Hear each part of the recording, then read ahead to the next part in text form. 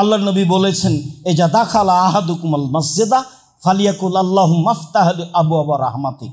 এটা তিনি আদেশ করলেন, কেউ যদি মসজিদে ঢোকে তাহলে সে যেন বলে আল্লাহুম্মা আফতাহ লি আবওয়াবা রাহমাতিক, তোমার রহমতের দরজা আমার জন্য খুলে দাও।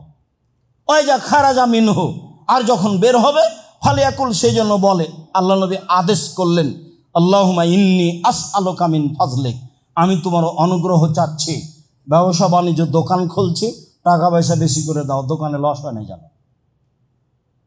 সলাতে এসেছিলাম, দরজা রহমতের খুলতে বলেছি, আর এখন যাচ্ছি বলছি ফাজল দিয়ে দাও, দোকান খোলার সাথে সাথে যেন মানুষজন আসে, বিক্রি হয় যেন বেশি।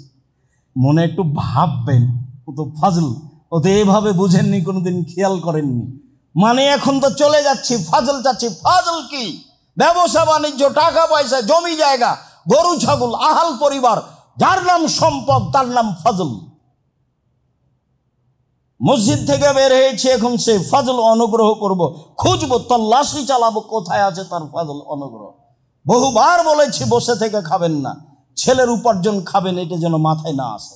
যতদিন কাজ করে খেতে পারবেন ততদিন কাজ করে খাবেন, এ কথাই ঠিক। নিজ হাতে উপার্জন করে খেতে শিখুন, সবচেয়ে উত্তম খাদ্য